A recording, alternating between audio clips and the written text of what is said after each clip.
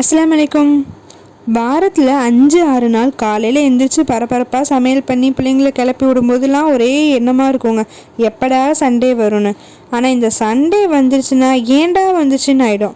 ஏன்னா அன்னைக்கு தான் நமக்கு எல்லா வேலையும் இருக்கும். பிள்ளைங்களுக்கு லீவாக இருக்கும், ஹஸ்பண்டுக்கு லீவாக இருக்கும், எல்லாம் லீவும்பாங்க. ஆனால் நமக்கு அன்றைக்கி ஓவர் டியூட்டியாக இருக்கும். அப்படி என்னோட ஒரு நாள் சண்டே என்னென்ன பண்ணினேன் அப்படிங்கிறது தான் வீடியோவில் காமிச்சிருக்கேன். ஆனால் இன்றைக்கி நம்ம எதை பற்றி பேச போகிறோம் அப்படின்னா, ஹஸ்பண்ட் அண்ட் ஒய்ஃப் ரிலேஷன்ஷிப் பற்றி. என்கிட்ட 2 சிஸ்டர்ஸ் கமெண்ட் பண்ணியிருந்தாங்க. நீங்கள் கேட்குறத செய்கிறது தான் என்னோடய கடமை இல்லையா? ஸோ அதை ஃபஸ்ட்டு பேசிடலாம் அப்படின்னு சொல்லி தான் இன்றைக்கி இந்த டாபிக் எடுத்திருக்கேன்.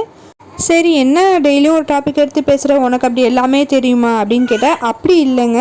நான் எனக்கு மேரேஜ் ஆகி என்னோட இந்த சில வருடங்கள் லைஃப்பில் நான் எக்ஸ்பீரியன்ஸ் பண்ணதை, அதில் நான் என்ன கற்றுக்கிட்டேங்கிறதையும் என்ன மாற்றிக்கலாங்கிறதையும் நான் உங்களோட ஷேர் தான் பண்ணுறேன்.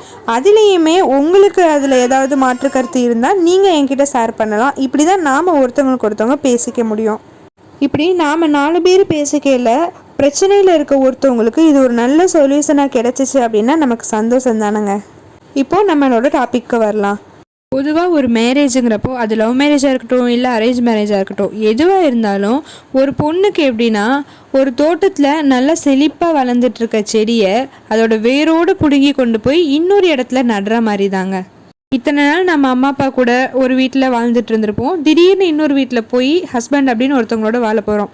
அப்போது நமக்கு எல்லாமே புதுசாக தாங்க இருக்கும். எப்படி இன்னொரு இடத்துல வேர் வந்து மண்ணை பிடிச்சிட்டு அது தண்ணி ஏற்றுக்கிட்டு திருப்பி செழிப்பாக ட்ரை பண்ணதோ, அது மாதிரி நமக்குமே ரொம்ப நாள் எடுக்கும். அங்கே பழக்க வழக்கத்துலேருந்து சாப்பாட்டுலேருந்து எல்லாத்துலேயுமே நிறைய சேஞ்சஸ் இருக்கும். ஆனால் இது பெண்களுக்கு மட்டும்தானா, நமக்கு மட்டும்தானா? கண்டிப்பாக கிடையாதுங்க. ஆண்களுக்குமே அப்படி தான். இப்போது கல்யாணத்துக்கு அப்புறம் நம்ம அவருக்குன்னு சொல்லிட்டு ஆசையாக ஒரு குழம்பு வச்சு கொடுப்போம்.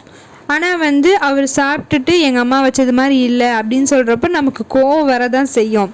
ஓகே, ஆனால் கொஞ்சம் யோசிச்சு பார்த்தோன்னா நம்ம என்ன ஸ்டைலில் வச்சுருக்கோம் குழம்பு, நம்ம அம்மா சொல்லி கொடுத்த ஸ்டைலில். ஏன்னா நமக்கு அதுதான் பிடிக்கும், நம்ம அதுதான் சாப்பிட்டு வளர்ந்தோம்.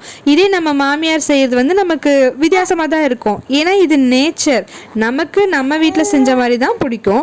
அப்போ அவங்களும் அதே மாதிரி எதிர்பார்க்கறதுல தப்பு இல்லையா? கண்டிப்பாக நாம் செய்கிறத பாராட்டணும், அப்ரிசியேட் பண்ணணும், அதெல்லாம் உண்மை தான். குறை சொன்னால் எனக்குமே பிடிக்க தான் செய்யாது. ஆனால் யோசிச்சு பார்த்தோன்னா அவங்க கேட்குறதுலேயும் தப்பு இல்லை. இதை எதுக்கு சொல்கிறேன்னா, நமக்கு எப்படி எல்லாமே புதுசாக இருக்கோ அதே மாதிரி ஹஸ்பண்டுக்குமே எல்லாமே புதுசாக தான் இருக்கும். சரி, இப்போ அதுக்கு நான் என்ன தான் பண்ண முடியும் அப்படின்னா, ஒன்றுமே பண்ண முடியாதுங்க. ஃபேஸ் தான் பண்ணணும். எல்லாத்தையும் நம்ம ஃபேஸ் பண்ணணும். ஒரு ப்ராப்ளம் வருதா, ஒரு சண்டை வருதா, எல்லாத்தையும் கூடவே இருந்து நம்ம ஃபேஸ் பண்ணணும். நம்மளும் சரி, ஆண்களும் சரி.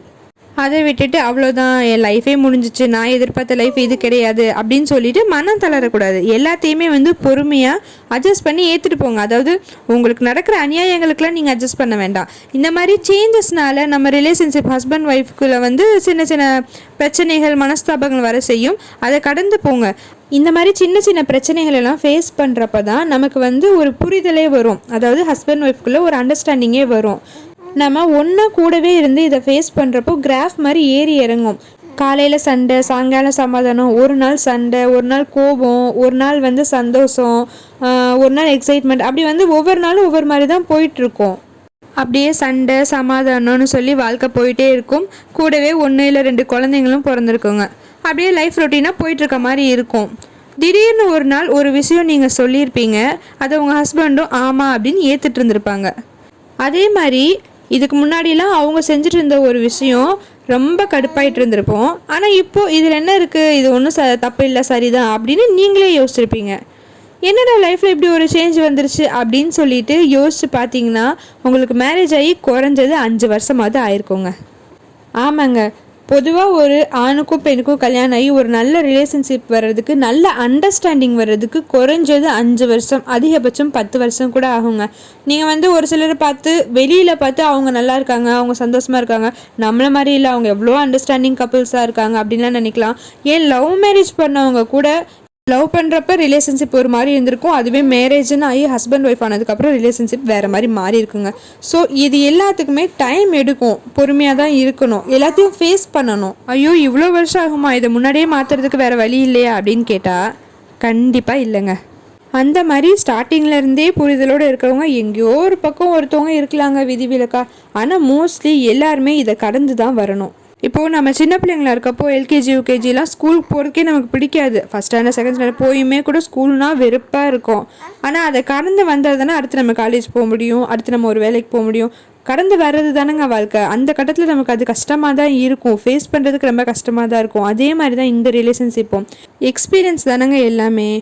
ஒரு சில வருஷங்கள் கடந்தோட்டு நீங்கள் செய்கிற ஒரு விஷயம் ஓகே அவள் செஞ்சால் அது கரெக்டாக தான் இருக்கும் அப்படின்னு உங்கள் ஹஸ்பண்ட்க்கு ஒரு நம்பிக்கை வரும். ஏன்னா நிறைய விஷயங்கள் நீங்கள் செய்கிறது அப்போ தான் அவங்க பார்த்துருப்பாங்க. அதே மாதிரி தான் உங்களுக்கும் அவர் ஒரு விஷயம் சொன்னால் அது கரெக்டாக தான் இருக்கும் அப்படிங்கிற ஒரு அண்டர்ஸ்டாண்டிங் வரும். ஹஸ்பண்ட் ஒய்ஃப்குள்ளே மெயினாக பிரச்சனை வர்றதே அவங்கவுங்க அம்மா வீட்டு சைடை குறை பேசுறது தான். ஆனால் இதே ஒரு 5-6 வருஷம் கழித்து பாருங்கள், நம்மளே நம்ம அம்மா வீட்டு சைடை அவங்கக்கிட்ட குறை பேசுவோம்.